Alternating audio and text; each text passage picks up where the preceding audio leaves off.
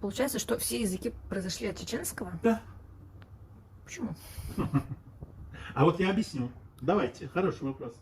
Как конкретно касается возникновения языков.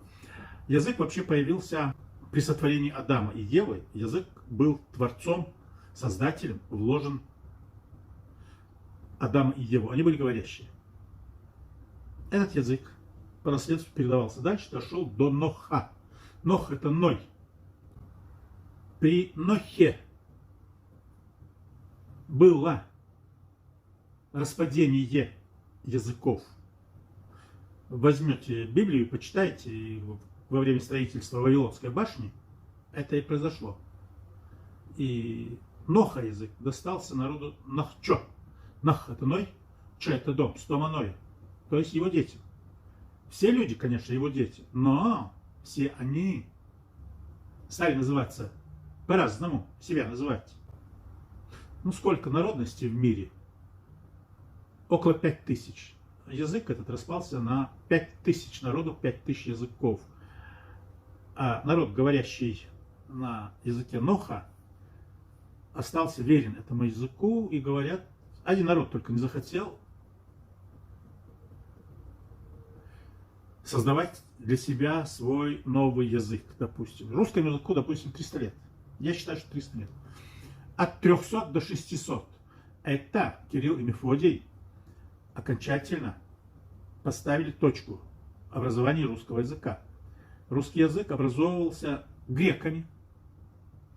Они вахтенным методом приезжали в Россию, и их цель была создать новый язык. Ведь русские говорили на чеченском, и они себя считали чеченцами.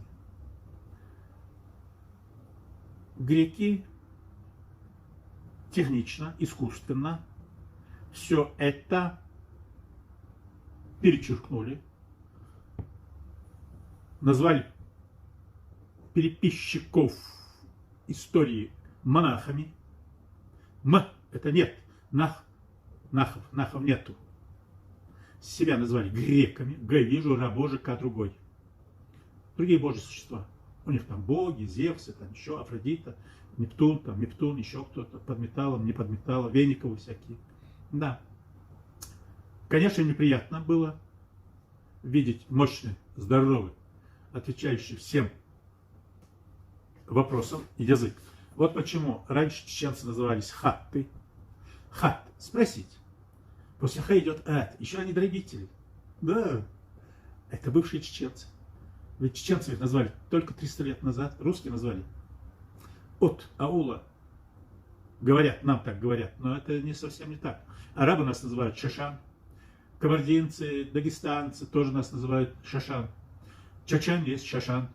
Вот вам откуда все это происходит. Вы еще многого не знаете, дорогие друзья.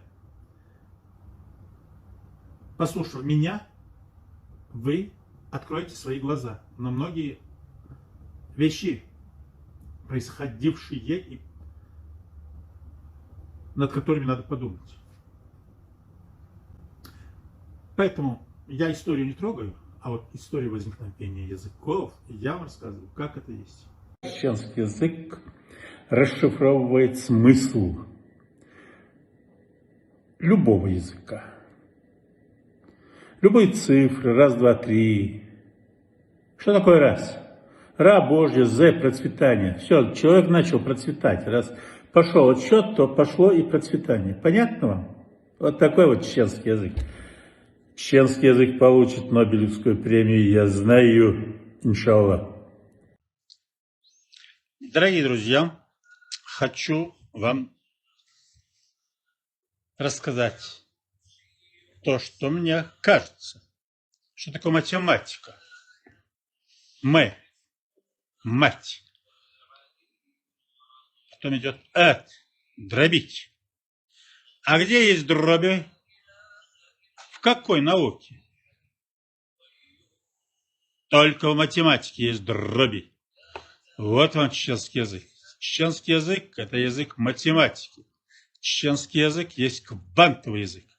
Чеченский язык есть язык аксиом. Это вещий язык. Это квантовый язык. Это язык, который расшифровывает все, что было сказано когда-либо на свете. Чеченскому языку будет дано место Организации Объединенных Наций. Весь мир будет знать, что такое чеченский язык. Иншаллах.